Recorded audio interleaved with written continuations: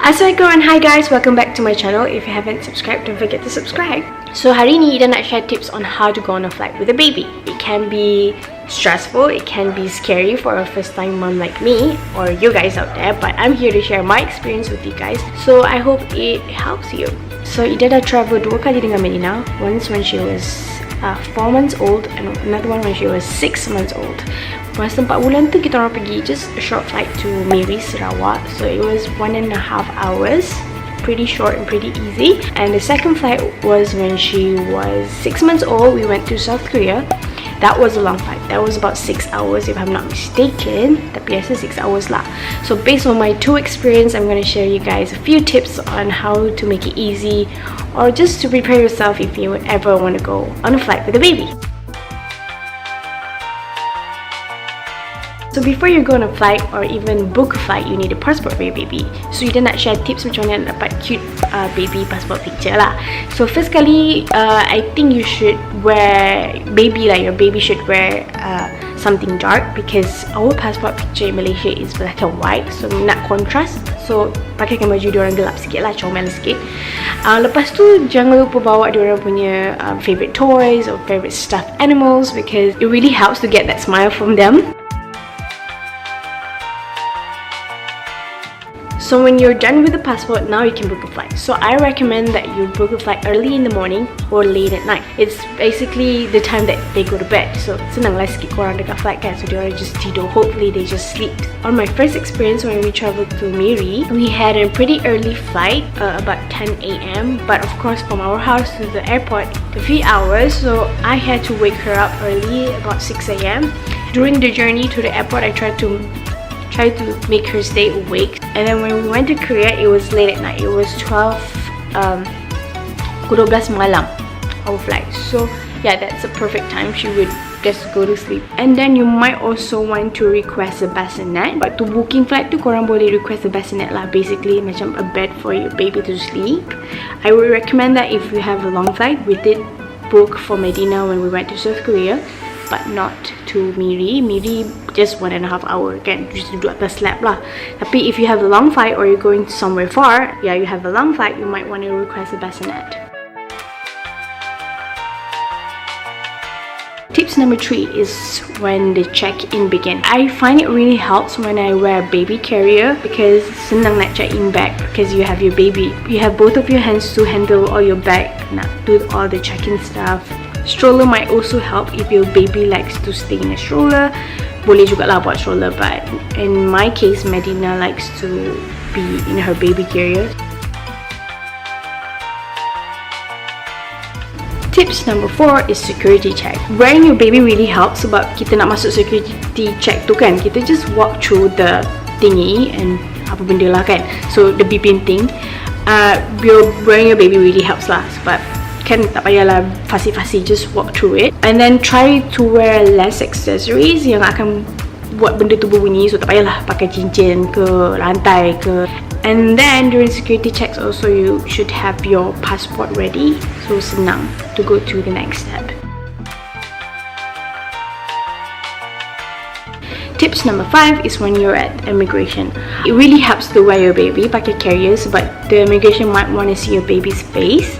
So macam tunjuk, ni baby saya, macam tu je lah kan. So it's pretty easy. And like I said, have your passport ready on your hand, so senang. Wearing baby macam really help me lah. Macam Medina dah pakai kat carrier, so I have my passport on my hand, so it's easy to show them.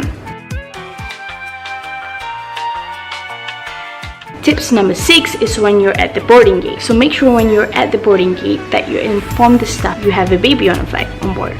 So usually bila diorang buka gate, they let the elderly in first and of course the business class. So if you have a baby, they memang akan bagi korang masuk dulu lah, so you don't have to wait in a long line to get in the plane. But when you have a baby, even though that you're not in a first class, they let you in first. So basically you can go to your seat without many people around, and then you can settle in dengan baby lah. And of course, again, you have your ticket ready to show the pramugari that where your seat's gonna be, so they can show you. So you have your ticket ready. And before I forget, before you get in the plane, dekat boarding gate tu ada toilet, so you might want to check your baby's diapers ke apa, last minute check lah before korang masuk, because dah masuk tu, if dia berak ke kencing ke apa ke, you cannot change their diapers until you dekat atas. Okay, tips number 7 is the takeoff. Basically, for a new mom or your first time flying with a baby, this is probably the scariest part lah, because we're afraid that the baby is gonna cry. We're afraid that dia ada dapat apa, ear pressure. Kadang-kadang really sakit lah. So we don't want that to happen to our baby. So my tips is to feed your baby. If your baby is asleep, then it's alright. Just let them sleep. If they're awake, I think you should breastfeed or feed them. Or kalau disaputin pun senang. So for Medina, I breastfeed her during the takeoff. That's really helped. And again, ensure the stuff that you're traveling with the baby, so dia akan datang kat korang, because baby have a special seatbelt that they tie around you, so dia orang akan personally show you how to put on a seatbelt on your baby. Tips number 8 is during the flight. So I recommend that you bring extra clothes, because it happened to me when we were traveling to Korea. Pas kita take off, because masa nak take off tu kita breastfeed kan, I think she drank too much, and after the takeoff he threw up all over me. Yeah, it helps when you have extra clothes. When we're in the air, then we can change or tukar pampers, tukar baju. The thing to keep them occupied is, again, you can bring their favorite toys, a blanket. And sometimes baby tak nak lah duduk lama-lama kan when in a flight. Diorang pun boring juga. So I recommend you just walk down the aisle, say hi to people ke, pramugari ke. They usually layan baby lah. Yeah, it also keeps your baby occupied. Tak adalah dia macam duduk je. It can be stressful for them too. Okay, while you're in the air, also is the perfect time if you need to change your baby. Kalau dia berak ke kencing ke, even you as baby you kencing penuh kan, just tukar je while you're in the air, because that's the only time you can change. Okay, tips number 9 is when you're about to landing. So landing is same as takeoff. Just try to avoid your baby from having that ear pressure. You might want to feed your baby or give them pacifier or give them bottles. If they're asleep, that's perfect. Just let them be, biar dia tidur sampai dah landing lah kan.